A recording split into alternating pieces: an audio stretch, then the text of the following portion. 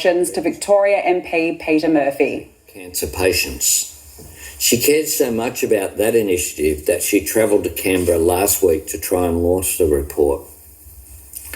In all this work, Peter never once complained about the battle that she was in. She had faced cancer once already at the age of just 37. She took time away from an already stellar legal career. As part of her recovery from treatment, she went on to win the US Masters Championship in squash, took the trophy from Harvard Club back to Frankston. She fought the good fight in Dunkley in 2016 and then won against the tide in 2019, becoming the first woman to ever hold that seat. Then Peter's cancer returned, a bare fortnight before she would give her first speech as an MP. Instead of lamenting the unfairness of this, she would talk about the privilege she had as an advocate, as someone who could raise awareness, set an example, call for action, and drive change. And it's important to make the point today that for all the courage and character Peter showed in her struggle, she was so much more than what she endured. Her deep intellect and her unwavering instinct for justice and fairness had been honed by years of service to community legal centres, legal aid and the Victorian Law Reform Commission. And it travelled right across economic and social policy. So often, her deep understanding of the issue and her formidable capacity as an advocate helped make a decisive contribution. So much of the work being done to close the gender pay gap has been informed by Peter's expertise. Peter also led the charge on new reforms to minimise the harm caused by online gambling. And it speaks volumes that everyone involved in that multi-party committee simply calls it the Murphy Report. And as a local member, she was absolutely everywhere. She had an eagle eye on every local project, an encouraging word for every community organisation and every sporting club. She was a relentless champion for better services in Dunkley and a role model for women and girls. All of which is why attending a local event with Peter meant basking in her glow. I attended everything from early learning childhood centres to aged care facilities to the wonderful art gallery surrounded by bush in that electorate to the Frankston shopping centres. Peter Murphy, wherever you went, was known and loved by her local community. People responded to her determination, her pride in the community, her passion to deliver, and they could sense, above all, her absolute authenticity. Her husband, Rod, talks about the way people would humbly, shyly come up to Peter in shopping centres and at footy grounds and simply say, "Thank you." They could sense she cared, and so could all of us. The courage that she showed in coming into this chamber and indeed making her debut with the impact that the chemotherapy had on her physical appearance, where we talked about her coming to the Australian Open with me, which meant that she sat next to me and it meant that she'd appear on TV. It was a very conscious decision that she made, that we discussed, because she wanted for all those women in particular, but others as well, going through the experience of cancer treatment, to show that it was a fact of life. I found that incredibly courageous. Each and every day she continued to show that, which is why she consciously chose to be open, transparent, and in full view of everyone.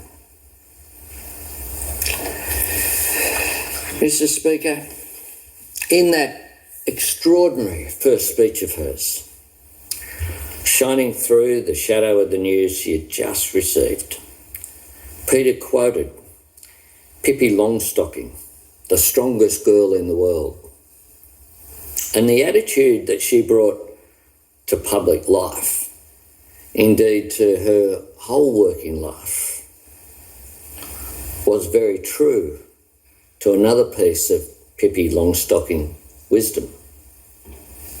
I have never tried that before, so I think I should definitely be able to do that. That summed up Peter. Fearless in the face of new challenges, bold in the service of important causes, knowing that the very nature of progress means trying things that have not been done before. A lesson for all of us. Unless we try, you'll never get progress and change. More and more, Peter would say that while democracy must be a willing contest, that it should be a clash of ideas, she also demonstrated the need to be able to respect those who disagree with you and to work with them to get things done.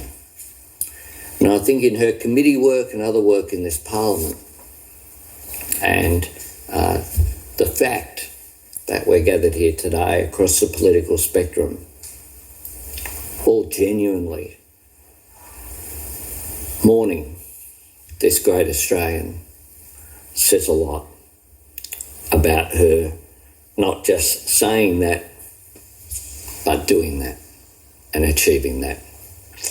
And I thank the members of the non-Labor members in this chamber for the number of very warm messages that they've given to me as the leader of the Labor family whilst we mourn our family member. Mr. Speaker, not every day in this place is an easy or uplifting one. We all experience moments of frustration. But any time you had the chance to chat with Peter, you were reminded instantly and powerfully what an extraordinary privilege it is to serve in this place. That sense of pride and purpose lived in everything she said and did. She couldn't stand missing a day of Parliament, even when it would have been totally reasonable at times for her to not be here. She was here more often than she probably should have been to look after her own health. But she regarded it as such a privilege. So she would apologise for any day that she missed. She believed that every minute in public life was a gift, an opportunity to advance social justice, to represent and serve the people of her electorate and our nation.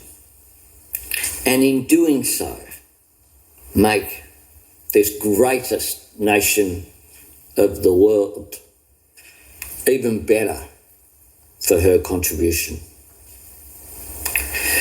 Mr. Speaker, I know that for many of us this somehow does not feel real, and it probably won't for a while. We'll still half expect to see Peter coming through the door of the caucus room or my office or into the chamber with those ever bright eyes and that glorious, infectious smile that she had. There'll be moments when we'll let ourselves believe she isn't gone at all. And indeed, because of her legacy, because of what she did and what she meant, she will never be truly gone. We will keep the glow of Peter Murphy in our hearts. Those of us who met her and experienced her friendship are privileged to have done so. So let us keep her fine example of this outstanding, courageous, inspirational Australian in our minds. We give all of our love and sympathy to Rod. It was a very difficult period for Rod, particularly over the weekend. No one could want for a more devoted and loving partner than Rod Glover was to Peter Murphy. To her parents, Bob and Jan, to Jodie and Penny, all of whom were able to spend that final period with Peter in accordance with her request. She, like everything else she did in life, in passing, she did it her way, in accordance with her requests and her wishes for that final period. To her near and dear friends, including those in this chamber, our deepest sympathy.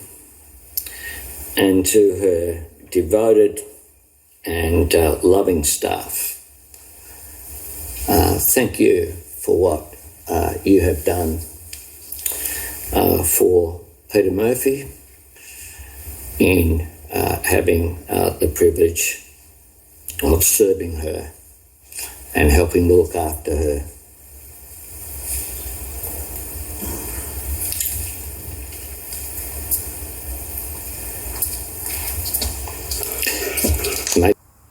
Prime Minister Lebanese, today I salute you. To be honest, everything you're talking, to be honest.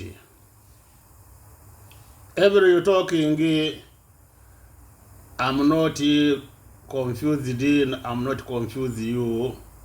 We were not talking honest. You know, you're talking honest.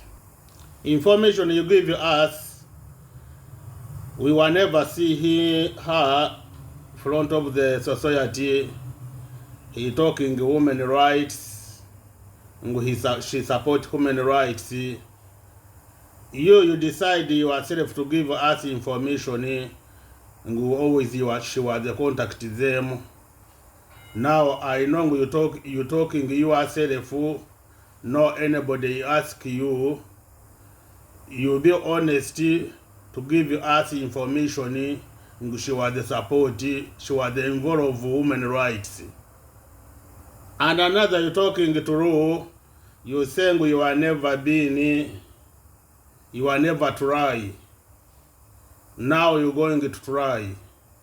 Now this you talking honesty, me since I was here I was no, we were not involved. Another you are the lesson alive in parliament you talking. Another you talking through, you say he goes there, God he'll give him, he finish, he goes there, is the involved human rights. Now all your information you give us, now me I believe God is not going to put him in involve abuses human rights. I believe she don't have involve abuses human rights. I believe she left with them.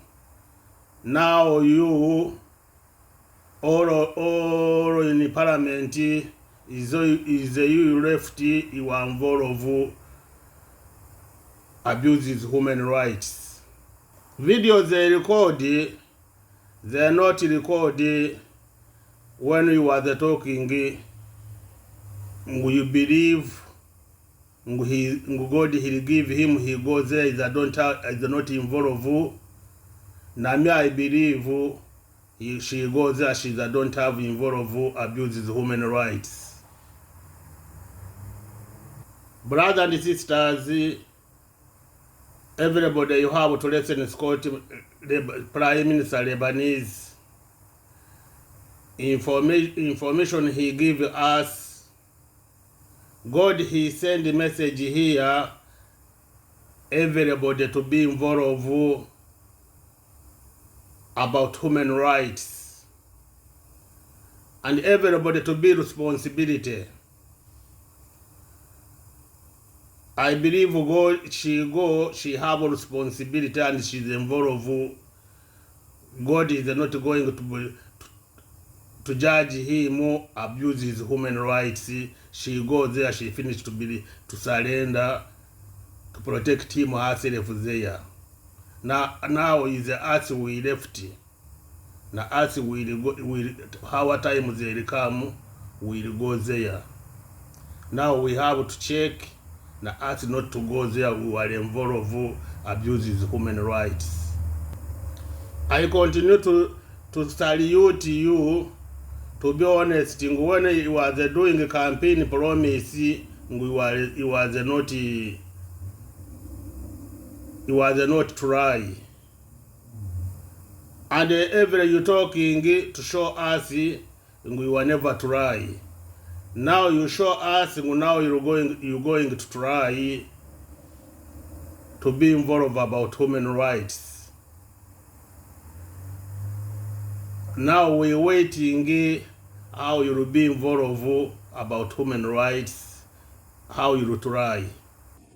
I want to recognise that for many Aboriginal and Torres Strait Islander people, this campaign has been a heavy weight to carry, and this result will be very hard to bear. So many remarkable Indigenous Australians have put their heart and soul into this cause, not just over the past few weeks and months, but through decades, indeed lifetimes of advocacy.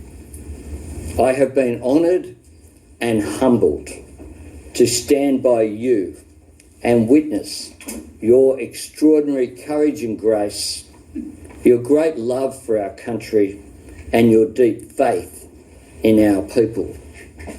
None less than my friend standing with me here tonight. You continue to inspire me and make me prouder than ever to be Australian. I have never been as proud to be Australian as when I sat in the red dirt at Uluru with those wonderful women. I have made lifetime friends, and for that I am grateful. Our government will continue to listen to people and to communities. Our government will continue to seek better outcomes for Indigenous Australians and their children and the generations to come. This is not only in the interests of Indigenous Australians, it is in the interests of all Australians to build a better future for our nation. Constitutional change may not have happened tonight, but change has happened in our great nation. Respect and recognition is given at events. The fullness of our history has begun to be told. Maintain your hope and know that you are loved. My fellow Australians, Our nation's road to reconciliation has often been hard going. The climb steep, the ground uncertain, the headwinds powerful, the way forward difficult to navigate. But through the decades, there have been hard moments of hard-won progress as well. That's why I say tonight is not the end of the road, and it is certainly not the end of our efforts to bring people together. I continue to say, Lebanese, thank you. To be honest, you yourself know anybody, you was ask you any question. You to decide to talking with us, we were never try. When this time, na this day, you was not trying. Now, today, we trying to be involved to protect society human rights. We try today, since you start talking, we was not trying. Now me, we was not trying. Why every was talking, I was not believing. Now you come, you show me. I know we were not trying. Now we're going to believe you today. You're going trying. We believe a day you finish trying, you take action. Everybody, ladies and gentlemen, you have to be involved, trying to be involved about your human rights, about your choice, about you to protect yourself and to protect another regime that come. You don't know your time, no anybody, he know his time, he'll go there. God, he come here to show us we have to be involved. Him, she, Lebanese, he show us she pass, she was involved, always she was talking with her. Now we were not going to